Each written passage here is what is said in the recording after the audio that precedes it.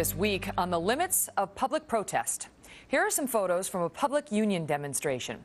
As many as 500 SEIU demonstrators swarming the home of a Bank of America executive. This guy's associate general counsel. He's basically a lawyer for Bank of America in a suburb of Washington, D.C. According to organizers, the protest was aimed at highlighting the role banks played in the financial meltdown. Some scared and shocked neighbors, including Nina Easton, complaining about what they saw, saying it crossed the line to target a private citizen's home. Joining me now, Erica Payne. She's founder of the Agenda Project, which is a liberal political group, and author of The Practical Progressive. All right, Erica, do you defend this? I don't defend it, but I understand it. What we saw in March, the first time really people started crossing the line, and I agree that this crossed the line, there's no doubt about it. In March, Tom Perriello, who is a congressman from Virginia, had a Tea Party extremist post on his blog that people should drop by Perriello's house and let them know what they thought about his vote on health care. And the address that they posted was that of Tom Perriello's brother-in-law, who had 4 kids under the age of 8. Somebody cut a gas line.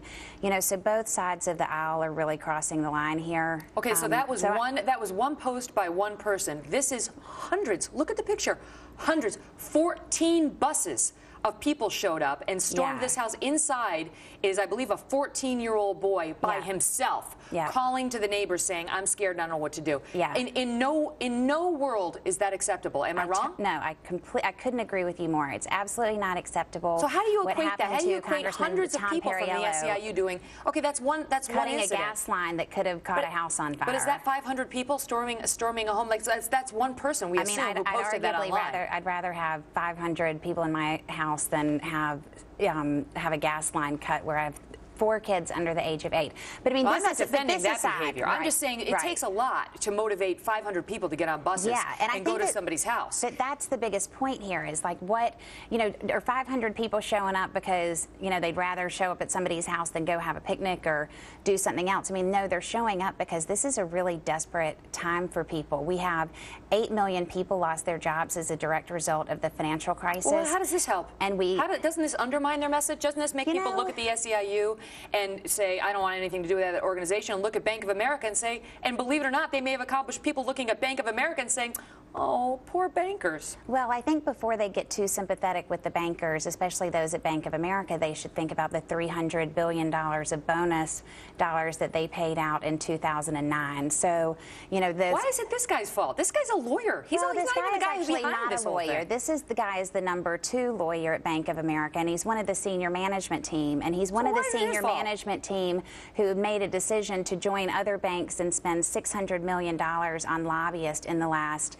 year in an effort to try to shut down some really important rules that would help bring some of those market principles back to our financial markets. But go protest the lawmakers who passed those laws. Why protest people who pushed it? One side has an agenda. These folks have an agenda. Since when is it okay to target the home of your adversary? Go protest the halls of Congress, like we've done for decades. I think targeting someone's home is exactly the point that we have here. So these protesters targeted the home of someone that they felt like was really responsible for the financial crisis, along with a lot of other big bank executives who just, I mean, they walk around in a bubble and they really don't see the pain that their choices have caused American families. What about the choices? And a whole lot of American families, 16 million American houses are underwater. Okay, but what about the choices that those homeowners made? All right, because they want men like Mr. Baer to take responsibility. What about the responsibility they bear in having signed on to mortgages that were beyond their capability of paying? So that was a piece of it. I mean, there is no question that people bought mortgages that they couldn't afford, but that's through Fannie and Freddie,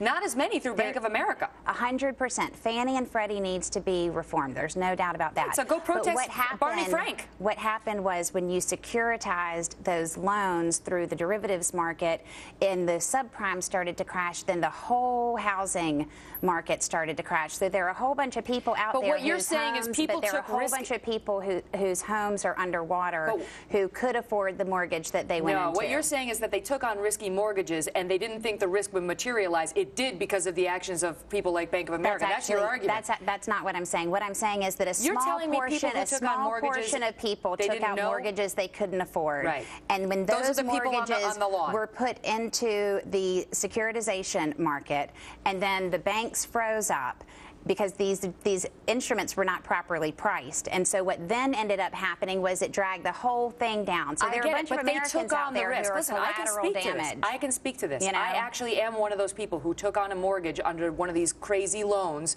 that was, they call it underwater, I don't know what it is. It wound up being an underwater thing, right? With the interest rate looked great. And then the numbers went way up when the interest rates changed and so on.